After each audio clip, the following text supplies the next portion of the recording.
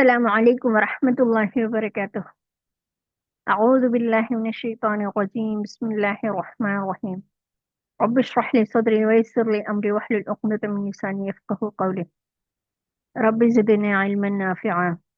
رب ابن لي عندك بيتا في الجنة. آمين يا رب العالمين. بسم الله الرحمن الرحيم.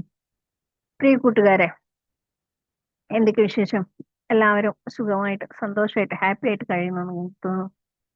ഇന്ന് നമ്മൾ വന്നിരിക്കുന്നത് സൂറത്തുൽ ഫാത്തിഹയെ ജീവിതത്തിൽ മുഴുവൻ രീതിയിലും അപ്ലൈ ചെയ്യാനുള്ള മാർഗം എന്തൊക്കെയാണെന്ന് നോക്കാൻ വേണ്ടിയിട്ടാണ്. ഇത് വെറും നിസ്കാരത്തിലെ സൂറത്ത് മാത്രമല്ല, ജീവിതത്തിന്റെ തന്നെ ഒരു മാനുവലാണ് സൂറത്തുൽ ഫാത്തിഹ എന്ന് പറയുന്നത്. ഞാൻ വളരെ ലളിതമായിട്ട് പ്രാക്ടിക്കലായിട്ട് പറഞ്ഞു തരാം ഇൻഷാല്ലാ. ബിസ്മില്ലാഹി റഹ്മാനി റഹീം. എല്ലാം അള്ളാഹുവിന്റെ പേരിൽ ആരംഭിക്കലേ. അതിനു മുമ്പ് നമുക്ക് അള്ളാഹു നമ്മളോട് പറഞ്ഞിട്ടുണ്ട്, ഖുർആൻ ഓതുന്നതിന് മുമ്പ് നിങ്ങൾ ഷെയ്ത്താനിനെ തൊട്ട് കാവലിനെ ചോദിക്കാണ്. അപ്പം ഔദു ബില്ലാഹി മിനശ് ശൈത്താനിർ റജീം, ഈ ഒരു ഔദു അഥവാ ഷെയ്ത്താനിലെ തൊട്ട് കാവലിനെ ചോദിക്കുന്നത് നമ്മൾ ഖുർആൻ ഓതുമ്പോൾ മാത്രമല്ല, നമ്മളെ ലൈഫിലോ നമ്മൾ കൊണ്ടുപോകേണ്ട കാര്യമാണ്. നമ്മൾ പലപ്പോഴും പരാതി പറയുന്ന ഒരു കാര്യമാണ്, ഞാൻ നന്നാവണം എന്നൊക്കെ ആഗ്രഹിക്കുന്നുണ്ട്, പക്ഷെ ഷെയ്ത്താന്റെ പിടിയിൽ നിന്നാണ്ട് കഴിച്ചിലാവുന്നില്ല. ഷെയ്ത്താൻ എന്നെ പ്രേരിപ്പിച്ചുകൊണ്ടിരിക്കുകയാണ്, അല്ലെങ്കിൽ ഷെയ്ത്താൻ അതിനൊന്നും സമ്മതിക്കുന്നില്ല. ഇതിനുള്ള താക്കോലാണ് നമ്മളെ കൈ തന്നിട്ടുള്ളത്, അഊദു ബില്ലാഹി മിനശ് ശൈത്വാനിർ റജീം. നമ്മൾ അത് ഉപയോഗിച്ചിട്ട് ആ വാതിൽ തുറക്കണം അല്ലെ. ഷെയ്ത്താനിനെ പൂട്ടിയിടണം. ഷെയ്ത്താനിന്റെ നമ്മളെ ലൈഫിൽ നിന്ന് ഒഴിവാക്കാനുള്ള ആ താക്കോലാണത്. അള്ളാഹുവിൽ ഏൽപ്പിക്കണം. അള്ളാഹുവെ, ഈ ഷെയ്ത്താനിനെ ഒന്ന് പിടിച്ചു വെക്കണേ, അല്ലെങ്കിൽ ഈ ഷെയ്ത്താന്റെ ബുദ്ധിമുട്ടിനെ ഒന്ന് മാറ്റി തരണേ, എനിക്ക് നല്ല രീതിയിൽ നിന്നോട് അടുക്കാൻ വേണ്ടിയിട്ട് ഈ ഷെയ്ത്താനെ ഒഴിവാക്കി തരണേ. ഇത് നമ്മുടെ ലൈഫിൽ എല്ലായിടത്തും അപ്ലൈ ചെയ്യാൻ പറ്റും. നമ്മൾ എണീക്കുമ്പോൾ തന്നെ ഔദു ബിസ്മി ചൊല്ലിയിട്ട് എണീക്കാം. നമ്മളെ ഓരോ ദിവസവും ഷെയ്ത്താനിന്ന് വിട്ടു നിന്നിട്ട്. അതുപോലെ നമ്മൾ എന്ത് സംസാരിക്കാൻ പോവുകയാണെങ്കിലും, നമ്മൾ ആരോട് സംസാരിക്കാൻ പോവാണെങ്കിലും ഒന്ന് ഔദു ബിസ്മി ചൊല്ലിയിട്ട് സംസാരിക്കാൻ ശ്രമിക്കാം. ഈ സമയത്ത് നമ്മളെ തെറ്റുകളിലേക്ക് പോകാനുള്ള ആ ഒരു കാര്യം മാറും. അതുപോലെ നമ്മൾ വെറുതെ ഇരിക്കുകയാണെങ്കിലും, നമ്മൾ അള്ളാഹുവിനെ കുറിച്ച് ഓർക്കുകയാണെങ്കിലും, ആ സമയത്തൊക്കെ ദിക്റ് ചെല്ലുകയാണ്, അല്ലെങ്കിൽ നിസ്കാരത്തിന് വേണ്ടിയിട്ട് നിൽക്കുകയാണ്, വുളു എടുക്കുകയാണ്, അല്ലെങ്കിൽ നമ്മൾ കിച്ചണിൽ വെച്ചുണ്ടാക്കുകയാണ്, ഈ സമയത്തൊക്കെ ഷെയ്ത്താൻ വന്നിട്ട് നമ്മുടെ മനസ്സിൽ ഷെയ്ത്താൻ വന്ന് പ്രശ്നം ഉണ്ടാക്കും. അപ്പൊ ആ സമയത്തൊക്കെ നമുക്ക് എപ്പോഴൊക്കെ ഷെയ്ത്താൻ നമ്മളെ ബുദ്ധിമുട്ടിക്കുന്നുണ്ട്, നമ്മളെ ഹൃദയത്തിൽ വന്നിട്ട്, നമ്മളെ മനസ്സിൽ വന്നിട്ട് ഷെയ്ത്താൻ ബുദ്ധിമുട്ടിക്കുന്നുണ്ട്, അല്ലെങ്കിൽ നമുക്ക് ഷെയ്ത്താന്റെ ബുദ്ധിമുട്ട് വരാൻ സാധ്യതയുണ്ട്, അവിടേക്ക് നമ്മൾ ഔദു ബില്ലാഹി മിനശ് ശൈത്വാനിർ റജീം, ശപിക്കപ്പെട്ട പിശാചിൽ നിന്നും അള്ളാഹുവിൽ ശരണം തേടുന്നു, അല്ലെങ്കിൽ ഈ ഒരു രീതിയിൽ നമ്മൾ അള്ളാഹുവിനോട് ചോദിക്കുകയാണ്, അള്ളാഹു ഇതിനൊന്ന് മാറ്റിത്തരണമെന്ന്. അടുത്തതായിട്ട് വരുന്നത് ബിസ്മില്ലാഹി റഹ്മാനി റഹീം. എല്ലാം അള്ളാഹുവിന്റെ പേരിൽ ആരംഭിക്കുക. നമ്മൾ കഴിഞ്ഞ വീഡിയോകളിൽ പറഞ്ഞതാണ് ബിസ്മില്ലാഹി റഹ്മാൻ റഹീം എന്നുള്ളത് നമ്മൾ നരകത്തെ തൊട്ടുള്ള കാവലും കൂടിയാണ്. കാരണം സബാനിയാക്കളുടെ എണ്ണം അല്ല, അതെ, സബാനിയാക്കളുടെ എണ്ണം, നരകത്തിന്റെ കാവൽക്കാരുടെ എണ്ണം ബിസ്മില്ലാഹി റഹ്മാൻ റഹീം എന്ന ഈ ഒരു പദത്തിലെ ഹർഫിന്റെ എണ്ണം സെയിം ആണ്. അപ്പൊ ഇത് നരകത്തെ തൊട്ടുള്ള ഒരു കാവലിനെ ചോദിക്കലും കൂടിയാണ്. സുബ്ഹാനല്ലാഹ്. നമ്മൾ എല്ലാ കാര്യങ്ങളും അള്ളാഹുവിന്റെ പേരിൽ ആരംഭിക്കാം. അപ്പോൾ ഉണ്ടാവുന്ന കാര്യം എന്താണ്? ഇപ്പൊ നമ്മൾ ദിവസം തുടങ്ങുമ്പോൾ ബിസ്മില്ല, നമ്മള് ബാത്റൂമിൽ കയറുമ്പോൾ ബിസ്മില്ല, ബാത്റൂമിൽ നിന്ന് ഇറങ്ങുമ്പോൾ അൽഹംദുലില്ലാ, നമ്മള് മുഖം കഴുകുമ്പോൾ ബിസ്മില്ല, വുളു എടുക്കുമ്പോൾ ബിസ്മില്ല, വെച്ചുണ്ടാക്കുമ്പോൾ, കുക്ക് ചെയ്യുന്ന സമയത്ത് ബിസ്മില്ല, നമ്മള് വാതിൽ തുറക്കുമ്പോൾ ബിസ്മില്ല, വാതിൽ അടയ്ക്കുന്ന സമയത്ത് ബിസ്മില്ല. ഇങ്ങനെ നമ്മൾ ഇനി ഒരാളോട് സംസാരിക്കാൻ പോവുകയാണെങ്കിൽ പോലും നമുക്ക് ബിസ്മില്ല ചൊല്ലിക്കൊണ്ട് സംസാരം തുടങ്ങാം. ആ സമയത്ത് നമ്മളെ തെറ്റായ സംസാരത്തിലേക്ക് പോകുന്നതിനെ തൊട്ട് അള്ളാഹു നമ്മളെ കാത്തു രക്ഷിക്കും. അള്ളാഹു ആണോ. അതുപോലെ നമ്മൾ ജോലി തുടങ്ങുമ്പോൾ തീരുമാനങ്ങൾ എടുക്കുന്ന സമയത്ത് ബിസ്മി ചൊല്ലിക്കൊണ്ടെടുക്കുന്ന തീരുമാനങ്ങൾ തെറ്റായി വരില്ല അല്ലെ. നമ്മൾ അള്ളാഹുവിനോട് ചോദിക്കുകയാണ്, അള്ളാഹു ഇതിൽ ബർക്കത്ത് തരണമെന്ന്.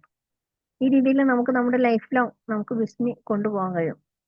ഇതിലൂടെ നമ്മൾ മനസ്സിലാക്കുന്ന മറ്റൊരു കാര്യം എന്ന് പറയുന്നത്, എന്റെ കഴിവുകൊണ്ടല്ല, അള്ളാഹുവിന്റെ സഹായത്താലാണ് ഈ കാര്യങ്ങളൊക്കെ നടക്കുന്നത് എന്നുള്ള ആ ബോധം നമുക്കുണ്ടാവും.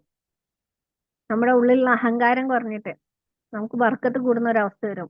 ഏതുപോലെ പലപ്പോഴും നമുക്ക് അഹങ്കാരം വരാനുള്ള കാരണങ്ങൾ എന്തൊക്കെ ഉണ്ടാവുക? നമ്മുടെ ഭംഗി, അല്ലെങ്കിൽ നമുക്ക് കിട്ടുന്ന വസ്ത്രങ്ങള്, നമുക്ക് ആഭരണങ്ങള്, നമ്മുടെ സ്വത്ത് മുതല്, നമ്മുടെ വീട്, നമ്മുടെ സമ്പാദ്യം, നമ്മുടെ മക്കള്, ഇങ്ങനെ ഒരുപാട് കാര്യങ്ങളുണ്ട് അല്ലെ നമുക്ക് അഹങ്കരിക്കാൻ. അല്ലെങ്കിൽ നമ്മുടെ അറിവ്, ഇതൊന്നും നമ്മുടെ കഴിവുകൊണ്ടല്ല, അള്ളാഹുവിന്റെ സഹായത്താലാണ് എന്ന് മനസ്സിലാക്കുന്ന സമയത്ത് നമുക്ക് അതിൽ പിന്നെ അഹങ്കരിക്കാനൊന്നുമില്ല എന്ന് മനസ്സിലാവും. അള്ളാഹു തരുന്ന ഒരു കാര്യം വേറൊരാൾ തന്നിട്ട് നമ്മൾ ജീവിക്കുമോ, പിന്നെ നമുക്ക് അതിൽ അഹങ്കരിക്കാനൊന്നുമില്ലല്ലോ. അതുപോലെ തന്നെ അള്ളാഹു പറയുന്നുണ്ട്, ബിസ്മി ചൊല്ലി തുടങ്ങുന്ന കാര്യത്തിൽ ഞാൻ ബർക്കത്തിനെ ഇറക്കുന്നു. സുബ്ഹാനല്ലാഹ്. അപ്പൊ നമുക്ക് ഏറ്റവും സിമ്പിൾ ആയിട്ട് പറയാവുന്ന ഒരു വേർഡ്, ഒരു വാക്യം, ബിസ്മില്ലാഹി റഹ്മാൻ റഹീം. ഇതിലൂടെ നമ്മള് നരകത്തെ തൊട്ട് കാവലിനെ ചോദിക്കുന്നു. നരകത്തിലേക്ക് പോവാനുള്ള എല്ലാ വാതിലുകളും അടയ്ക്കാണ്. നമ്മളെ സ്വർഗത്തിലേക്ക് ഉള്ള ചുവടുവെപ്പായിട്ട്, ആദ്യത്തെ ചുവടുവെപ്പായിട്ട് നമ്മളെ ജീവിതത്തിൽ ബിസ്മി കൊണ്ട് എല്ലാ കാര്യങ്ങളും ആരംഭിക്കുകയാണ്. ഇൻഷാ അല്ലാഹ്. അള്ളാഹു തൗഫീഖ് നൽകട്ടെ. അടുത്തതായിട്ട് അൽഹംദുലില്ലാഹി റബ്ബിൽ ആലമീൻ. എല്ലാ സാഹചര്യത്തിലും നമ്മൾ നന്ദി പറയണേ. അൽഹംദുലില്ലാഹി, സർവ്വസ്തുതിയും റബ്ബിൽ ആലമീൻ അള്ളാഹുവിനാണ്, സർവ്വലോക രക്ഷിതാവായ അള്ളാഹുവിനാണ് അല്ലെ. ആലമീൻ എന്ന് പറഞ്ഞാൽ സർവ്വലോകങ്ങളോ.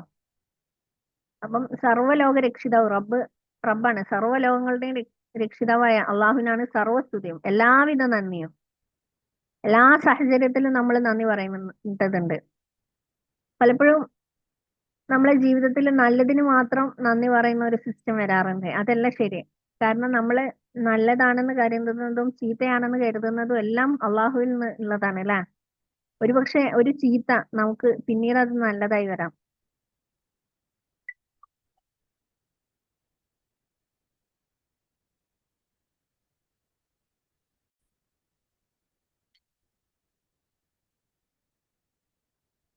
അപ്പം നമ്മളെ ജീവിതത്തിൽ നല്ലത് മാത്രമല്ല, നമ്മളെ ലൈഫിലുള്ള എല്ലാ കാര്യങ്ങൾക്കും നമ്മൾ ഹംദ് പറഞ്ഞുകൊണ്ടിരിക്കുക. കാരണം നമ്മളൊക്കെ അള്ളാഹു എപ്പോഴും ഞാമത്ത് തന്നുകൊണ്ടിരിക്കുന്നുണ്ട് അല്ലെ. നമ്മൾക്ക് സംസാരിക്കാൻ കഴിയുന്ന, കാണുന്ന, കേൾക്കുന്നത്, നമ്മുടെ ഹൃദയമിടിപ്പ്, ശ്വാസം, ഉച്ഛ്വാസം, നമ്മുടെ ശരീരത്തിലൂടെ രക്തം ഓടുന്നത്, നമ്മളെ തലച്ചോറ് വർക്ക് ചെയ്യുന്നത്, ഇങ്ങനെ എണ്ണിയാൽ ഒടുങ്ങാത്ത അത്രയും ഞാമത്തുകൾ അള്ളാഹു നമുക്ക് തന്നുകൊണ്ടിരിക്കുകയാണ്. അപ്പൊ നമ്മൾക്ക് ഏത് സാഹചര്യത്തിലും അള്ളാഹുവിനോട് നന്ദി പറയണം. അതുപോലെ തന്നെ നമുക്ക് ഇപ്പം മുസീബത്തുകൾ വരികയാണെങ്കിലും ആ സമയത്ത് നമ്മൾ അള്ളാഹുവിനോട് നന്ദി പറയണം. അള്ളാഹു അൽഹംദുലില്ലാ, ഇതുവരെ എനിക്ക് ഈ മുസീബത്ത് തരാതെ ഇരുന്ന അള്ളാഹുവിന് സർവ്വസ്തുതി, അൽഹംദുലില്ലാ. അതുപോലെ തന്നെ ഈ തന്ന മുസീബത്തിൽ എനിക്ക് സബറിനെ തന്ന, ക്ഷമ തന്ന അള്ളാഹുവിന് സർവ്വസ്തുതി, അൽഹംദുലില്ലാ. ബുദ്ധിമുട്ടിലായാലും അതിലും ഒരു ഹിക്മത്ത് ഉണ്ടെന്ന് വിശ്വസിക്കാം. നമ്മളെ ഇങ്ങനെ ചെയ്യുന്നതിലൂടെ, നമ്മളെല്ലാത്തിലും ഹംദ് പറയുന്നതിലൂടെ നമുക്ക് കംപ്ലൈന്റുകൾ കുറയും, പരാതികൾ കുറയും. അതില്ല, ഇതില്ല, മറ്റേതില്ല, ഇങ്ങനെയുള്ള നമ്മുടെ പരാതികൾ നമ്മളെ ജീവിതത്തിൽ നിന്ന് ഒഴിവായി കിട്ടും. നമുക്ക് നമ്മളെ ഉള്ളതിനെ കാണാൻ തുടങ്ങും. ആണോ? നമ്മൾക്ക് ഉള്ളതിനെ കാണാൻ തുടങ്ങുമ്പോൾ തന്നെ നമുക്ക് നിറവായിട്ട് അനുഭവപ്പെടും അല്ലെ. ഒരുപാട് കാര്യങ്ങൾ നമ്മളെ കയ്യിലുണ്ട്. ഇപ്പം ഞാൻ ഉം, ഒരു ബുക്ക് വായിക്കാൻ, അല്ലെങ്കിൽ ഞാൻ ഒരു സ്കൂൾക്ക് പോകുന്ന സമയത്ത് നമ്മുടെ കയ്യിൽ ഒരുപാട് ഒരുപാട് കാര്യങ്ങളുണ്ട്. അതിലൊരു ചെറിയ പെൻസിലോ പേനയോ ഇല്ലാന്ന് കരുതി നമ്മൾ ആകെ ടെൻഷൻ അടിക്കേണ്ട ആവശ്യമുണ്ടോ? ഇല്ല. നമുക്ക് അതിന് പകരം ബാക്കി മറ്റു കാര്യങ്ങൾ ഉണ്ടായിരിക്കും. പെന്നില്ലെങ്കിൽ പെൻസിൽ ഉണ്ടായിരിക്കും. അല്ലെങ്കിൽ ഈ രീതിയില് നമുക്ക് ഒരുപാട് കാര്യങ്ങളുണ്ട്. അതിൽ ഇല്ലാത്തത് മാത്രം ഫോക്കസ് ചെയ്ത് അതിന് മാത്രം നമ്മൾ വിഷമിക്കേണ്ട കാര്യമില്ല. നമുക്കതില്ലെങ്കിലും ജീവിക്കാൻ എങ്ങനെ കഴിയും എന്നുള്ളതാണ് അള്ളാഹു അതിലൂടെ പഠിപ്പിച്ചു തരുന്നത്. ആണോ അള്ളാഹ്. അപ്പം അങ്ങനെ നമ്മൾ പഠിക്കുന്ന സമയത്ത് നമുക്ക് ഉള്ളിൽ മനസ്സമാധാനം തനിയെ ഉണ്ടായിക്കൊണ്ടിരിക്കും. അള്ളാഹു നമ്മളെ മനസ്സിന്റെ ഉള്ളിൽ സമാധാനം തന്നുകൊണ്ടിരിക്കും. നമുക്ക് ഉള്ളതിൽ ഹംദ് പറഞ്ഞുകൊണ്ടിരിക്കാം. ഒരു ദിവസം നമ്മൾ 5 നേരം നിസ്കരിക്കുന്നുണ്ടെങ്കിൽ അതിൽ ഓരോ തവണയും 33 വട്ടം നമ്മൾ അൽഹംദുലില്ലാ പറയുന്നുണ്ട്. ആ സമയത്ത് നമുക്ക് കിട്ടിയ ഓരോ അനുഗ്രഹങ്ങൾക്കും അൽഹംദുലില്ലാ, ഈ രീതിയിൽ ഓരോ അനുഗ്രഹങ്ങളും എണ്ണിക്കൊണ്ട് അൽഹംദുലില്ലാ പറയാനൊന്ന് ശ്രമിച്ചു നോക്കുക. അപ്പൊ മനസ്സിലാവും നമ്മുടെ ഉള്ളിൽ നമുക്ക് ഒരുപാട് കാര്യങ്ങൾ അള്ളാഹു ചെയ്തു തരുന്നുണ്ട് എന്നുള്ളത്. അത് നമ്മുടെ ഉള്ളിൽ മനസ്സമാധാനം, അതേപോലെ തന്നെ നമുക്ക് ഇനിയും പരാതികൾ ഇല്ലാതാക്കാനും സഹായിക്കും. അള്ളാഹു തൗഫീഖ് നൽകട്ടെ. അടുത്തതായിട്ട് അർ റഹ്മാനി റഹീം. അള്ളാഹു അത്യന്തം കാരുണ്യവാനാണ് അല്ലെ. റഹ്മാൻ റഹ്മാനും റഹീമുമാണ്. എന്ന് വെച്ചാൽ അള്ളാഹു ഇഹലോകത്ത് അള്ളാഹുവിനെ ആരാധിക്കുന്നവർക്കും ആരാധിക്കാത്തവർക്കും അള്ളാഹു കാരുണ്യം ചെയ്യുന്നുണ്ട്. എന്നാൽ പരലോകത്ത് അള്ളാഹുവിനെ ആരാധിച്ചവർക്ക് മാത്രമായിട്ട് അള്ളാഹു കരുണ ചെയ്യുന്നുണ്ട്. അപ്പൊ അള്ളാഹുവിന്റെ കരുണ എന്ന് പറഞ്ഞാൽ മെയിനായിട്ട് എന്താണ്? അള്ളാഹു വിജയം കൊടുക്കാണ് അല്ലെ. അള്ളാഹു നമ്മളോട് പൊരുത്തപ്പെട്ട് തരികയാണ്, പുറത്തു തരികയാണ് നമുക്ക്. അള്ളാഹുവിന്റെ കരുണ നമ്മൾ വാങ്ങുന്ന സമയത്ത് നമ്മളെ ജീവിതത്തിൽ നമ്മളോട് തന്നെ നമ്മൾ ചെയ്യുന്ന ഒരുപാട് തെറ്റുകൾ ഉണ്ടായിരിക്കും. അത് നമ്മൾ പൊരുത്തപ്പെട്ട് കൊടുക്കുന്നുണ്ടോ, അതോ നമ്മൾ സ്വയം കുറ്റപ്പെടുത്തിയിട്ടാണോ ജീവിക്കുന്നത്? അള്ളാഹു നമ്മളോട് കരുണ കാണിക്കുന്നുണ്ടെങ്കിൽ നമുക്ക് സ്വന്തം ശരീരത്തോട് നമ്മൾ കരുണ കാണിക്കേണ്ടതില്ലേ? അതേപോലെ തന്നെ നമ്മൾ മറ്റുള്ളവരോടും കരുണ കാണിക്കണം. മറ്റുള്ളവർക്കും പിഴവ് പറ്റാം, മറ്റുള്ളവർക്കും മിസ്റ്റേക്ക് പറ്റാം, കാരണം മനുഷ്യരാണ്. നമ്മൾ അവരോടൊക്കെയും കരുണ കാണിക്കുക, അവർക്കൊക്കെയും പുറത്തു കൊടുക്കുക. പലപ്പോഴും നമ്മൾ കാണുന്നതാണ്, ചെറിയ മക്കളെ പോലും നമ്മൾ ട്രെയിൻ ചെയ്യിക്കുന്നത് ചെറിയ മിസ്റ്റേക്കിന് പോലും വലിയ ശിക്ഷകൾ എന്നുള്ള രീതിയിലാണ്. പലപ്പോഴും നമ്മുടെ ഉള്ളിൽ ഒരു ദേഷ്യം അല്ലെങ്കിൽ സങ്കടം ഉണ്ടെങ്കിൽ അത് തീർക്കല് നമ്മുടെ മക്കളെ മേത്താണ് അല്ലെ. നമ്മൾ പെട്ടെന്ന് അവരെ ശിക്ഷിക്കും. ചിലപ്പോൾ ചെറിയൊരു കാര്യമായിരിക്കും, ഒരു വെള്ളം തട്ടിയതോ ഒരു ഗ്ലാസ് പൊട്ടിച്ചതോ ഇങ്ങനെയുള്ള കാര്യങ്ങളായിരിക്കും. അല്ലെങ്കിൽ നമുക്ക് ഇഷ്ടമില്ല എന്നുള്ള കാരണം കൊണ്ട് നമ്മൾ അവരെ ശിക്ഷിക്കാറുണ്ട് ചെറിയ പ്രായത്തിൽ തന്നെ. അങ്ങനെയാണെന്ന് വെച്ചാൽ അള്ളാഹു നമ്മൾ എത്ര തവണ ശിക്ഷിക്കേണ്ടതുണ്ടായിരുന്നു? അള്ളാഹ്ക്ക് ഇഷ്ടമില്ലാത്ത എത്ര കാര്യങ്ങൾ നമ്മൾ ലൈഫിൽ ചെയ്തിട്ടുണ്ട്. അള്ളാഹു കാത്ത് രക്ഷിക്കട്ടെ. ഇങ്ങനെ നമ്മളെ ചെറിയ കുട്ടികൾക്ക് മുതൽ എന്താണ് കാരുണ്യം എന്നുള്ളത് പഠിപ്പിച്ച് കൊണ്ടുവരണം. അതുപോലെ തന്നെ നമ്മൾ മറ്റുള്ള എല്ലാവരോടും, നമ്മളെ ചുറ്റുവട്ടത്തുള്ള എല്ലാവർക്കും പുറത്തു കൊടുത്തുകൊണ്ട് നമ്മൾ അവരോട് കരുണ കാണിക്കുക. അവർക്ക് വേണ്ടിയിട്ട് പൊറുക്കലിനെ തരാം, അവർക്ക് വേണ്ടിയിട്ട് ദുആ ചെയ്യാം. കാരണം നമ്മൾ എല്ലാവരും മനുഷ്യരാണ്, നമുക്ക് എല്ലാവർക്കും തെറ്റുപറ്റാം. അത് നമ്മൾ സ്വയം ശിക്ഷിക്കാനുള്ള ഒരു ഉപാധിയാക്കാതെ നമുക്ക് എല്ലാവർക്കും പുറത്തു കൊടുക്കുന്ന രീതിയിൽ നമ്മുടെ മനസ്സിനെ മാറ്റിയെടുക്കാം. അള്ളാഹു അതിനുള്ള തൗഫീക്ക് നൽകട്ടെ. അടുത്തതായിട്ട് മാലിക് യൗമിദ്ദീൻ. നമ്മളോട് മാലിക് യൗമിദ്ദീൻ, പ്രതിഫല ദിവസത്തിന്റെ ഉടമസ്ഥനാണ് അള്ളാഹു. അത് അള്ളാഹുവിന്റെ ഒരു ഓർമ്മപ്പെടുത്തലാണ് അല്ലെ. മാലിക് യൗമിദ്ദീൻ എന്നുള്ളത് ഒരു ദിവസം നിങ്ങൾക്ക് ഉള്ള എല്ലാ ഉത്തരവാദിത്തങ്ങളും ഞാൻ ചോദിക്കപ്പെടും എന്നുള്ള ഒരു റിമൈൻഡറാണ്, ഒരു ഓർമ്മപ്പെടുത്തലാണ്.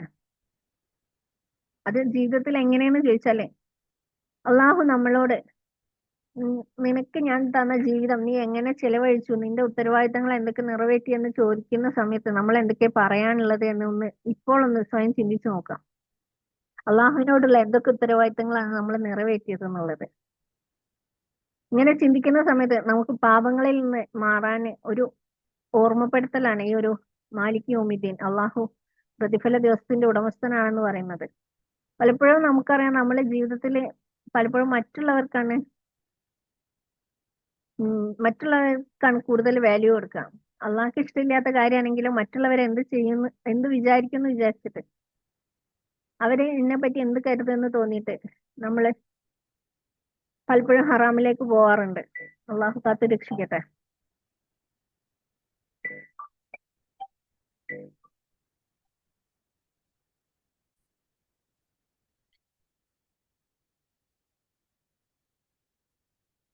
ഇങ്ങനെ നമ്മളോട് തന്നെ ഓരോ ദിവസവും ചോദിച്ചുകൊണ്ടിരിക്കുമ്പോൾ നമുക്ക് ഒരു ഡിസിപ്ലിൻ വരും, ഒരു ചിട്ട വരും.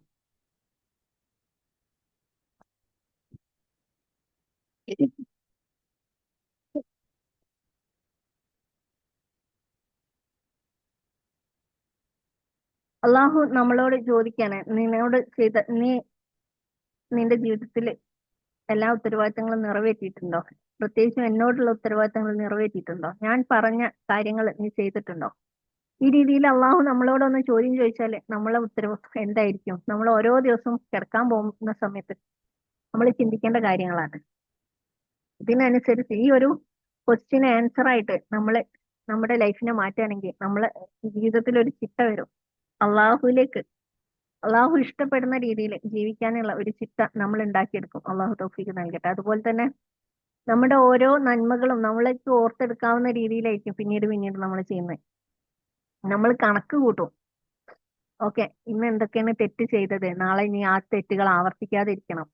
ഇന്ന് എന്തൊക്കെയാണ് നന്മ ചെയ്തത്, ഓക്കെ ഇത് നന്മയായിട്ട് തന്നെ അള്ളാഹു സ്വീകരിക്കട്ടെ, നാളെ ഇതിനേക്കാൾ കൂടുതൽ നന്മ ചെയ്യണം. ഈ രീതിയിൽ നമ്മൾ തന്നെ സ്വയം ഒന്ന് നമ്മുടെ നന്മ തിന്മകൾ ദിവസവും തൂക്കി നോക്കാൻ തയ്യാറാവും. ആ സമയത്ത് നമ്മൾ അള്ളാഹുലേക്ക് കൂടുതൽ അടുക്കാനും അള്ളാഹു ഇഷ്ടപ്പെടാത്ത കാര്യങ്ങൾ ഒഴിവാക്കാനും നമ്മളെ ലൈഫിൽ നിന്ന് ഒഴിവാക്കാനൊക്കെ ഇതൊരു കാരണമാവും. അപ്പൊ മാലിക് യൗമിദ്ദീൻ എന്നുള്ളത് നമ്മളെ ഒരു ദിവസം ഉത്തരവാദിത്തം ചോദിക്കപ്പെടും എന്നുള്ളതിന്റെ ഒരു റിമൈൻഡർ ആയിട്ട് നമ്മൾ കാണേണ്ടതുണ്ട് അല്ലെ. മാലിക് യൗമിദ്ദീൻ, പ്രതിഫല ദിവസത്തിന്റെ ഉടമസ്ഥൻ അഥവാ രാജാവ്.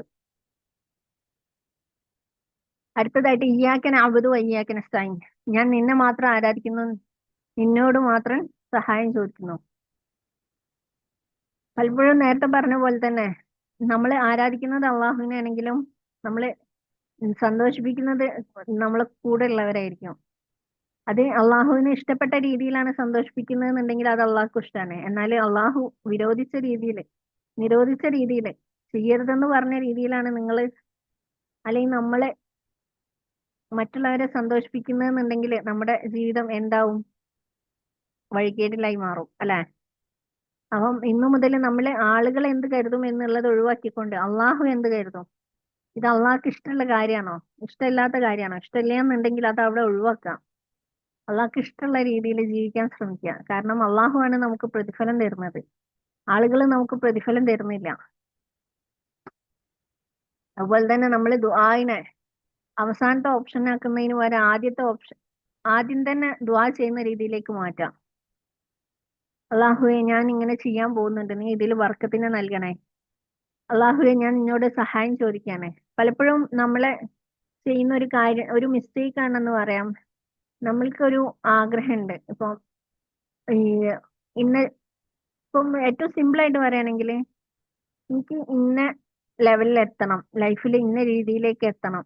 അപ്പൊ നമ്മൾ ചിന്തിക്കുക എന്റെ ഇപ്പാക്ക് ആ ലെവലിലേക്ക് എത്തിക്കാനുള്ള അവസ്ഥയില്ല, അല്ലെങ്കിൽ എന്റെ ഹസ്ബൻഡിന് ആ ലെവലിലേക്ക് എത്തിക്കാനുള്ള അവസ്ഥയില്ല, അല്ലെങ്കിൽ എന്റെ ഈ വീട്ടിലുള്ളവർക്ക് അതിന് ഇഷ്ടമില്ല.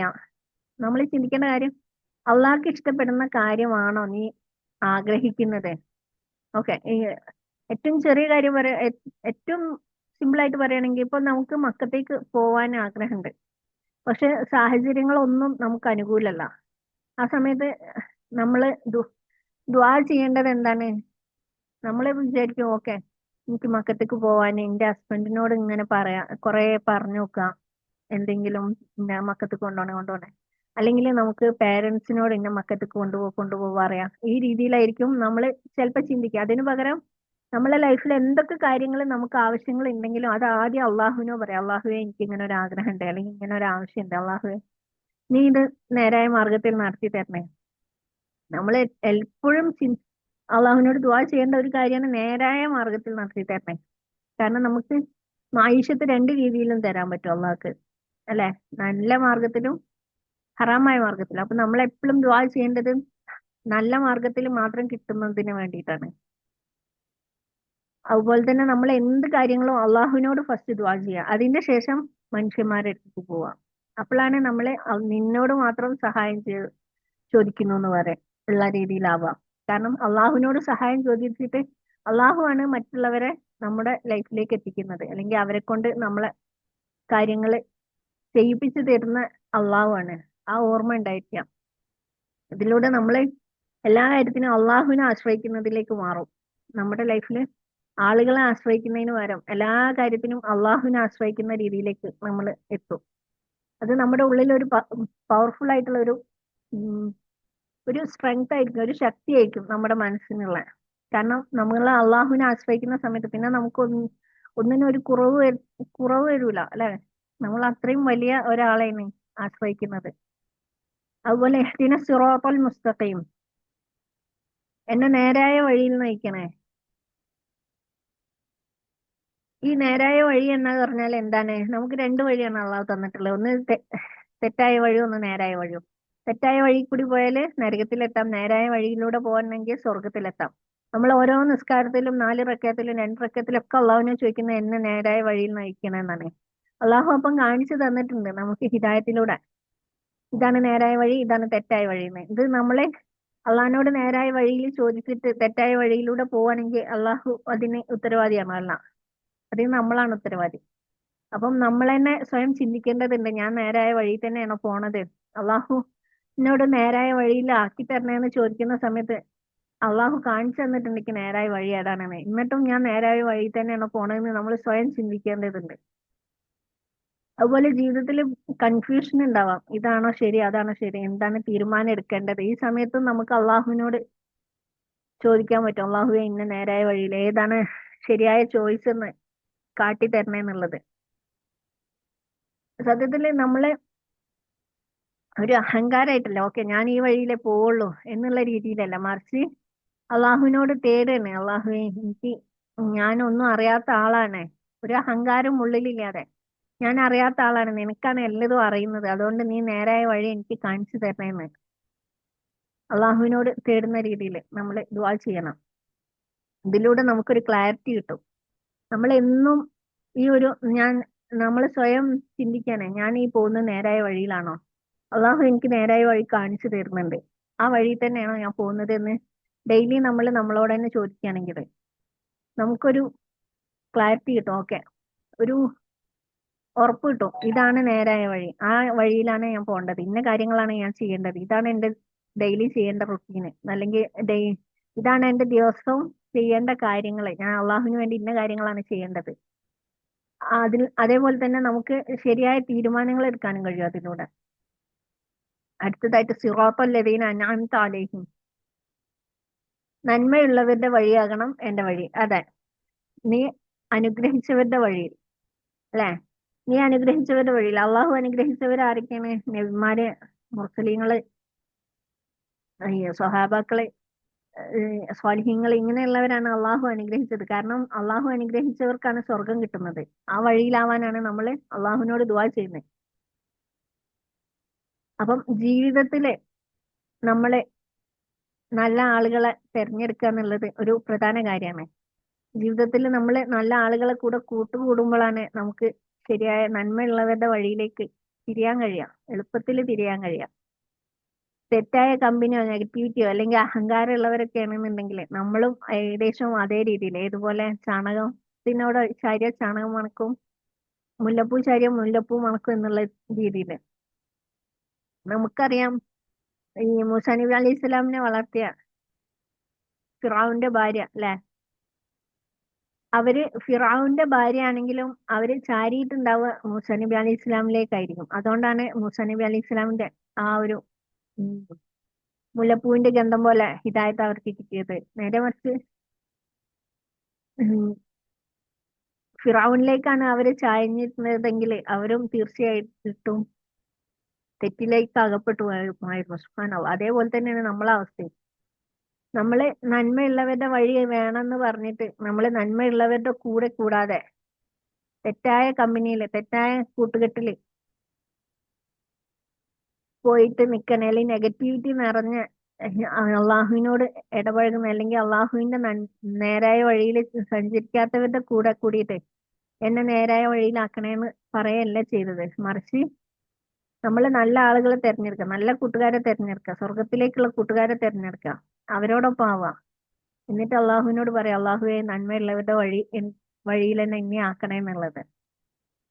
ഇത് നമ്മൾക്കൊരു നല്ലൊരു ക്യാരക്ടറായി മാറാൻ പറ്റും, നമുക്ക് നല്ലൊരു സ്വഭാവം ഉണ്ടാക്കിയെടുക്കാൻ പറ്റും. ഞാൻ മുന്നേ പറഞ്ഞിട്ടുണ്ട്, നമ്മളെ സ്വഭാവം പെരുമാറ്റം രണ്ടും രണ്ടാണ്. നമ്മളെ ഉള്ളിലുള്ളതാണ് സ്വഭാവം എന്ന് പറയുന്നത്. ഞാൻ ഒറ്റയ്ക്കായിരിക്കുമ്പോൾ മറ്റുള്ളവരെ കുറിച്ച് ഞാൻ എന്ത് ചിന്തിക്കുന്നു അതാണ് എന്റെ സ്വഭാവം. നേരെ മറിച്ച് ഞാൻ മറ്റുള്ളവർ വരുമ്പോൾ അവരോട് എങ്ങനെ പെരുമാറുന്നു അതിനാണ് പെരുമാറ്റം എന്ന് പറയുന്നത്. അത് രണ്ടും രണ്ടാണ്. പെരുമാറ്റം അഭിനയാവാം, സ്വഭാവം അഭിനയാവില്ല. അപ്പൊ നമുക്ക് വേണ്ടത് ഒരു നല്ല പെരുമാറ്റത്തിന്റെ കൂടെ തന്നെ. ഇപ്പം എക്സാമ്പിൾ പറയുകയാണെങ്കിൽ, എനിക്ക് ഒരാൾ വരുന്നത് ഇഷ്ടമല്ല, ഒരാളെ ഇഷ്ടമല്ല, അയാളെ നെഗറ്റീവായിട്ട് അയാളെ ഞാൻ എന്റെ മനസ്സിൽ ഉറപ്പിച്ചിട്ടുണ്ട്, അയാൾ അങ്ങനെയാണ് ഇങ്ങനെയാണ്, അയാളെ സ്വഭാവം നന്നല്ല, ഇങ്ങനെയൊക്കെ ഞാൻ ചിന്തിച്ചിട്ടുണ്ട്. പക്ഷെ അയാളെ കാണുന്ന സമയത്ത് ഞാൻ സന്തോഷത്തോടു കൂടി എന്നുള്ള രീതിയിൽ അഭിനയിച്ചുകൊണ്ട്, ആ വരി, എനിക്ക് ഇങ്ങക്ക് ഇന്നലെയും വന്നൂടെ, നിങ്ങൾ എന്റെ ഇന്നേക്കാക്കി, സത്യത്തിൽ ഉള്ളില് വരാതിരുന്ന് നന്നായി എന്നായിരിക്കും, ഈ രീതിയിൽ അഭിനയിക്കും നമ്മൾ, അല്ലെ. അത് തെറ്റാണ്. നമ്മൾ അഭിനയിക്കാൻ പാടില്ല. അള്ളാഹു നമ്മളോട് അഭിനയിക്കാനൊന്നും പറഞ്ഞിട്ടില്ല. നമുക്ക് ആവശ്യമുള്ള രീതിയിൽ പെരുമാറിയാൽ മതി. നമ്മൾ പുഞ്ചിരിക്കണം എന്ന് പറഞ്ഞിട്ടുണ്ട്. അതിന്റെ അർത്ഥം നമ്മൾ ഇല്ലാത്ത സ്നേഹവും സന്തോഷവും കൂടി അവരെ കാണിക്കണം എന്നൊന്നുമല്ല. നമ്മള് നമുക്ക് നല്ല സ്ട്രോങ് ആയിട്ടുള്ള ഒരു സ്വഭാവം ഉണ്ടെങ്കിൽ, ഒരു നല്ല സ്വഭാവം ഉണ്ടെങ്കിൽ നമ്മൾ എല്ലാവരോടും നല്ല രീതിയിൽ പെരുമാറും. അത് ആ സ്വഭാവത്തിന്റെ പ്രതിഫലനാണ്. നേരെ മറിച്ച് നമ്മുടെ ഉള്ളില് സ്വഭാവം ചീത്തയാണെന്നുണ്ടെങ്കിൽ നമ്മൾ പുറമെ എല്ലാവരോടും അഭിനയിക്കേണ്ടി വരും. അള്ളാഹു കാത്ത് രക്ഷിക്കട്ടെ. നമ്മുടെ ഹൃദയം എപ്പോഴും ക്ലീൻ ആക്കി വെക്കണം. നമ്മളെ ഹൃദയത്തിൽ ആരൊക്കെ കുറിച്ച് എന്തൊക്കെ തെറ്റായ ചിന്തകൾ ഉണ്ട് അതൊക്കെ ക്ലീൻ ആക്കിക്കൊണ്ടേയിരിക്കണം. കാരണം ശൈത്താൻ നമ്മളെ ബുദ്ധിമുട്ടിച്ചുകൊണ്ടേ ഇരിക്കുന്നുണ്ട് അല്ലെ, നമ്മളെ ചിന്തകളിലൂടെ. അപ്പം അത് നമ്മളെ ക്ലീൻ ആക്കിക്കൊണ്ട് നമ്മളെപ്പോഴും നേർമാർഗത്തിലുള്ള അള്ളാഹു അനുഗ്രഹിച്ചവരുടെ മാർഗത്തിലേക്ക് ആവാൻ നമ്മളെപ്പോഴും ദുആ ചെയ്തുകൊണ്ടിരിക്കണം. ഇനി ഇതിലുള്ള ഉള്ളടക്കം എന്താണെന്ന് ഒന്ന് പെട്ടെന്നൊന്ന് പറഞ്ഞുതരാം. ഇതിൽ ഒന്നാമതായിട്ട് പറയുന്നത് ഗ്രാറ്റിറ്റ്യൂഡ് ആണ്, നന്ദി പറയാം. രണ്ടാമത്തേത് മറ്റുള്ളവരോട് കരുണ കാണിക്കുക. മൂന്നാമത്തേത് നമ്മുടെ ജീവിതത്തിന്റെ ഉത്തരവാദിത്തങ്ങൾ മുഴുവനും നല്ല രീതിയിൽ നിറവേറ്റുക. നാലാമത്തേത് അള്ളാഹുവിൽ മാത്രം ആശ്രയിക്കുക, മറ്റുള്ളവരിൽ ആശ്രയിക്കാതെ എല്ലാ കാര്യത്തിനും അള്ളാഹുവിൽ ആശ്രയിക്കുക. അള്ളാഹു വഴി അല്ലെങ്കിൽ അള്ളാഹു നമുക്ക് മറ്റുള്ളവരിലൂടെ കാര്യങ്ങളെ എത്തിച്ചു തരുന്ന രീതിയിൽ നമ്മൾ എല്ലാ കാര്യത്തിനും അള്ളാഹുവിനെ, ഏതുപോലെ നമ്മൾ വീട്ടില് ഒരു ചിക്കൻ വേണമെന്നുണ്ടെങ്കിൽ നമ്മൾ ഉപ്പാനോ പറയും. ഉപ്പ പറയും, ഉപ്പ ആ ഒരു ചിക്കൻ കടക്കാരനോട് നീ ഒന്ന് അവിടെ കൊണ്ടുപോയി കൊടുക്കണിട്ടടാന്ന് പറയുന്ന സമയത്ത് നമ്മൾ ആശ്രയിച്ചത് ആരാണ്? ഈ ചിക്കൻ കടക്കാരനാണോ? അല്ല, ഉപ്പാനെയാണ്. ഇതേ രീതിയിലാണ് നമ്മൾ അള്ളാഹുവിൽ മുഴുവനായിട്ടും ആശ്രയിക്കുന്ന സമയത്ത്, അള്ളാഹുവിലാണ് ആശ്രയിക്കുന്നത്. അള്ളാഹു ഇന്ന ആളുകൾ വഴി അല്ലെങ്കിൽ ഇന്ന രീതിയിൽ നമ്മളിലേക്ക് അത് എത്തിക്കുകയാണ്. സുബ്ഹാനല്ലാഹ്. പിന്നെ അടുത്തതായിട്ട് ഗൈഡൻസ്, നമ്മൾക്ക് നേർവഴി. അള്ളാഹുവെ നേർവഴിയിൽ എത്തിക്കണേ, എനിക്ക് ഏത് വഴിയാണ് ശരി തെറ്റ് എന്നുള്ളത് അറിയില്ല, അപ്പം നീ എന്നെ എപ്പോഴും നേർവഴിയിലാക്കണേ, അതിനുള്ള മനസ്സും അതിനുള്ള ചിന്തകളും തരണേ, എന്നെ എപ്പോഴും ആ രീതിയിലേക്ക് മാറ്റി തരണേ, നമ്മൾ എപ്പോഴും ദുആ ചെയ്യാം. അതേപോലെ തന്നെ അവസാനമായിട്ട് ആ ശരിയായ കമ്പനി അല്ലെ, വഴി തെറ്റാത്തവരുടെയും ഗൈരിൽ മഗ്ലൂബി അലൈഹിം വലദ്ദാലിൻ, വഴി തെറ്റിയവരുടെയും നീ കോപിച്ചവരുടെയും വഴിയിലല്ല അല്ലെ. അപ്പം ആ വഴിയിലല്ലാതെ അള്ളാഹുവിന്റെ കോപവും അള്ളാഹുവിന്റെ വഴി തെറ്റിയവരുടെയും വഴിയിലല്ലാതെ നീ അനുഗ്രഹിച്ചവരുടെ വഴിയിൽ അവരുടെ കൂട്ടുകാരായിട്ട് എന്നെ എത്തിച്ചു തരണേ എന്നുള്ളത് നമ്മൾ എന്നും ദുആ ചെയ്യാം. നിസ്കാരത്തിൽ ഫാത്തിഹ ഓതുമ്പോ ഇത് എന്റെ ജീവിതത്തിനുള്ള ദുആ തന്നെയാണോ എന്ന് മനസ്സിൽ ചോദിച്ചാല് ആ ഒരു ചോദ്യം ഉണ്ടെങ്കിൽ നിസ്കാരം ജീവനുള്ളതാവും. ഓക്കെ, ഞാൻ ഇങ്ങനെ തന്നെയാണോ ജീവിക്കുന്നത്? എനിക്ക് നന്ദി ഉണ്ടോ? ഞാൻ കരുണ കാണിക്കുന്നുണ്ടോ? ഞാൻ എല്ലാത്തിന്റെ ഉത്തരവാദിത്തങ്ങൾ ഏറ്റെടുത്തിട്ടുണ്ടോ? ഞാൻ അള്ളാഹുലാണോ ആശ്രയിക്കുന്നത്? അള്ളാഹു എനിക്ക് നേർമാർഗം കാട്ടി തന്നിട്ടുണ്ടോ? ഞാൻ ആ വഴിയിലാണോ സഞ്ചരിക്കുന്നത്? അതുപോലെ ഞാൻ ശരിയായ കമ്പനിയാണോ ചൂസ് ചെയ്തിട്ടുള്ളത്? ശരിയായ ആളുകളുടെ കൂടെയാണോ ജീവിക്കുന്നത്? ഈ ഒരു ചോദ്യം നമ്മളെ ഓരോ നിസ്കാരത്തിലും നമ്മളെ നിസ്കാരത്തിൽ ഓരോ ഫാത്തിഹയിലും നമ്മൾ ചോദിക്കണം. ഇൻഷാ അള്ളാഹ് അതിലൂടെ നമുക്ക് ഈ ഒരു ഫാത്തിഹ കൊണ്ട് മാത്രം തന്നെ അള്ളാഹുവിനോട് അടുക്കാനും അള്ളാഹു ഉദ്ദേശിച്ച രീതിയിൽ ജീവിക്കാനും അതിലൂടെ സ്വർഗത്തിലേക്ക് പോകാനൊക്കെയും അള്ളാഹു അവസരം തരാണ്. അൽഹംദുലില്ലാ അൽഹംദുലില്ലാ അൽഹംദുലില്ലാ. ഇതുപോലെയുള്ള വീഡിയോകൾക്കായിട്ട് നിങ്ങൾ സബ്സ്ക്രൈബ് ചെയ്യാനും ലൈക്ക് ചെയ്യാനും ഷെയർ ചെയ്യാനും കമന്റ് ചെയ്യാനും ഒന്നും മറക്കരുത്. കാരണം ഇത് നിങ്ങളെപ്പോലെ ഒരുപാട് പേര് ആഗ്രഹിക്കുന്ന വീഡിയോ ആയിരിക്കാം. അവരിലേക്ക് എത്താൻ വേണ്ടിയിട്ട് നിങ്ങളുടെ ഓരോ കമന്റും ഷെയറും ലൈക്കും കാരണമാവും. അവർ ചെയ്യുന്ന ഓരോ പ്രതിഫലത്തിനും ഇതിലൂടെ ഓരോരുത്തരും ചെയ്യുന്ന പ്രതിഫലത്തിന് നിങ്ങളും കൂടി അർഹരായി മാറും. അതേപോലെ തന്നെ അള്ളാഹു നമുക്കും പ്രതിഫലം തരും. അള്ളാഹു അതിനുള്ള തൗഫീഖ് നൽകട്ടെ. ആമീൻ യാ റബ്ബൽ ആലമീൻ.